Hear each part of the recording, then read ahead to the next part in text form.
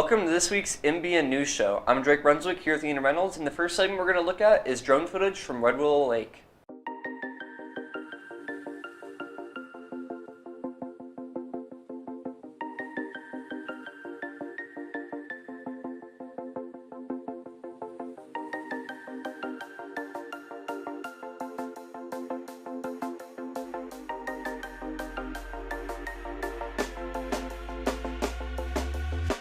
When you want to get off the darkest ground, but gravity pulls you straight down. Earth from a bird's eye view. You should grow feathers and see this too. When you want to get off the darkest ground, but gravity pulls you straight down.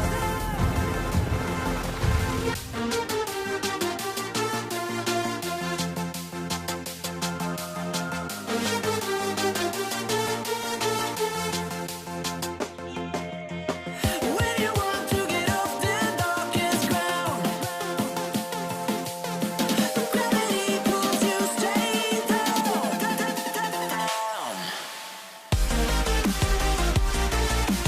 Clear sky.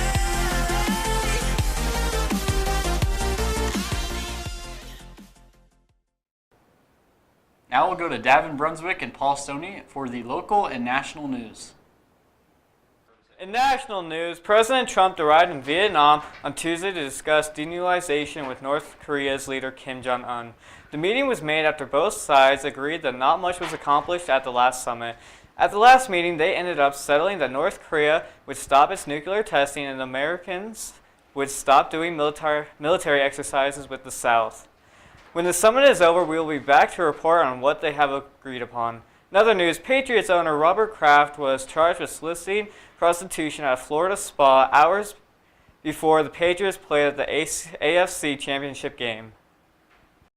Now for your local news. For the second year in a row, Chris Smith brought home the top prize at McCook Community College's 19th annual Chili Cook-Off to benefit the MCC Music Department. Despite the weather, fans of basketball and chili finished off all 8 roasters of chili, with nearly 400 people served. Now for your miscellaneous news. A rhino seriously injured one of its zookeepers during a training session in Jacksonville on Thursday. Officials told NBC the incident involving Archie, a male southern white rhinoceros, happened at about 9:40 a.m. Eastern Time, according to a woman for the Jacksonville Zoo. The female zookeeper was awake and aware as she was transported to the hospital with serious injuries.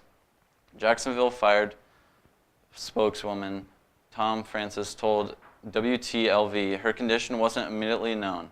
Archie, who is 50 and has been at the Jacksonville Zoo since 1975, was still on display Tuesday with the zoo's 2 other rhinos. Next up, we have Nick Wolven with the 10-day weather forecast. Hi, my name is Nick Wolven, bringing you the weather forecast for the week of Monday, March the 4th. For Monday, it'll be mostly sunny with a high of 16 and a low of 1. For Tuesday, it'll be sunny with a high of 25 and a low of 7.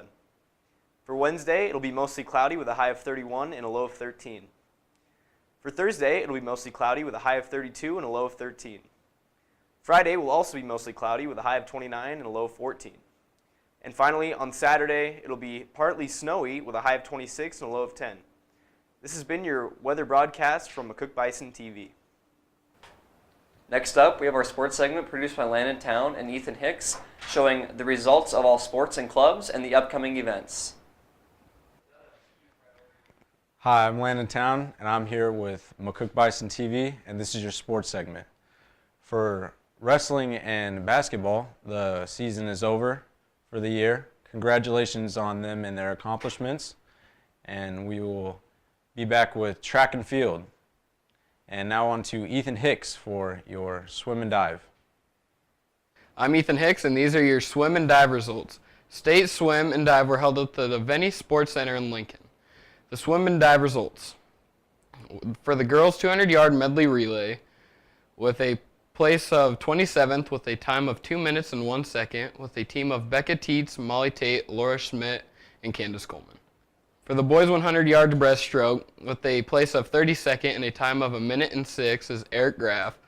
For the girls 400-yard freestyle relay with a place of 22nd and a time of 4 minutes and 9 seconds is Laura Schmidt, Candace Coleman, Becca Tietz, and Molly Tate. For the boys 1 meter dive with a place of 22nd with a score of 143.20 is Eric Graff, and a 25th place finish with a score of 135.50 is Spencer Reiners, and that is your sports section.